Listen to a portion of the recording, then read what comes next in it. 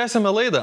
Žalgiris neišvengiamai artėjo prie svarbiausių sezono kovų, bet dar prieš tai vyko intensyvi žvalgyba.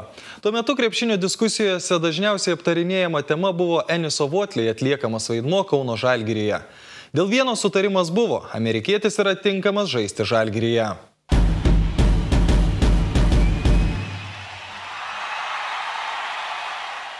Per mano visą tą istoriją iš legionierių aš prisimenu. Žalgiry buvo Henry, kuris mus paliko dėl tada sunkių finansinių sąlygų ir kuris tikrai buvo geras žaidėjas. Gerų žodžių aš prisimenu Veljko Mirsičių.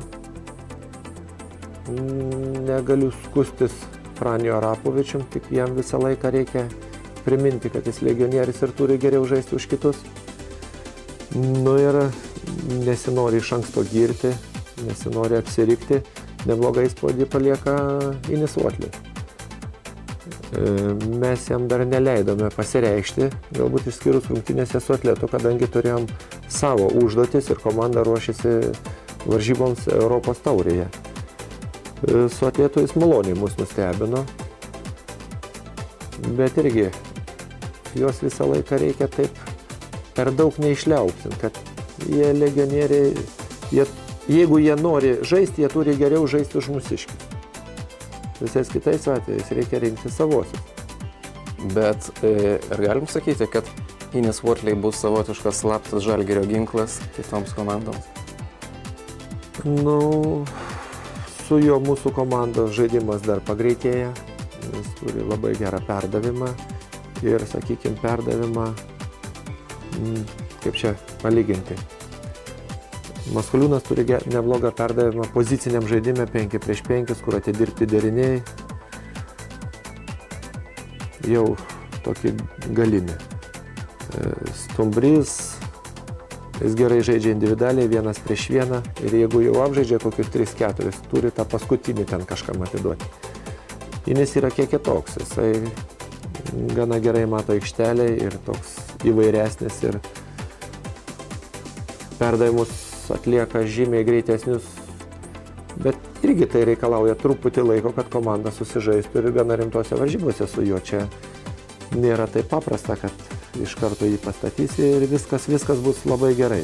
Matot, jisai bene vienintelis iš amerikiečių atvažiavęs, kuris taip gana įdomiai šneka. Sako, klausykit, pas jūs gana gera komanda ir jūs galite gerai žaisti. Kai būdavo anksčiau, tai aš ten NBA, čia nieko nėra, jūs manęs nesuprantat. Bet iš kitos pusės, kada yra jau pripažinimas ir komanda nebloga, reikia, kad žaistų ne vienas žaidėjas, bet suderinti visus, kad jie kiti žaistų. Taip, kad mums variantas tokio žaidėjo, kuris žaidžia vienas, yra irgi blogas. Mums reikalinga ir pats kažkiek padarytų, bet kad ir kiti, kaip sakant, neužsitušuotų tam fone.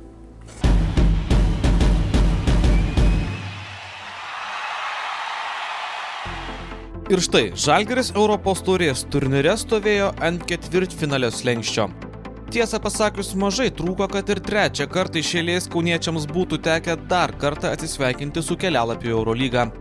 Pralaimėjimas Turkijoje 4 taškais Tofaš komandai suneramino daugelį. Žalgiriečiams prisiartino maksimalių išbandymų metas. Atsakomosiose rungtynėse Kauno sporto halėje komandai buvo keliamas tikslas ne šiaip laimėti. Pergalė buvo reikalinga ne mažesniu nei 5 taškų skirtumu.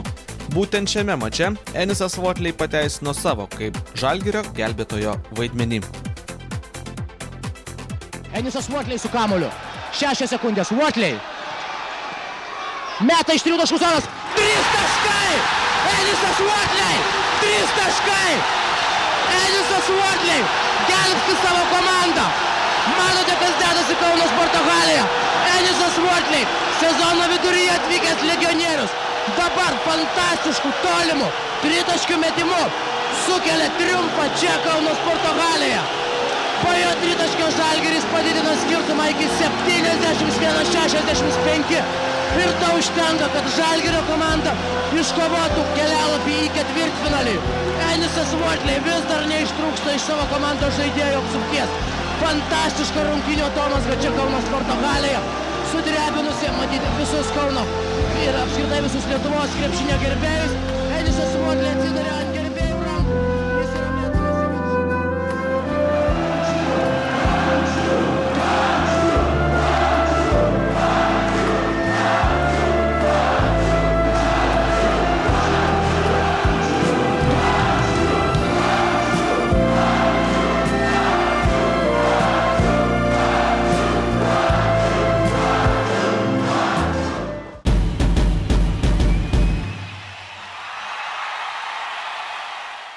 Šis metimas buvo tas auksinis raktas, vėliau galime sakyti atrakinės Eurolygos duris. Tiesa, prieš šią Žalgirio Europos taurės odisėją buvo daug įvairiausių kalbų ir prognozių, bet apie tai gal jau kitame Žalgirio mūšyje. Iki?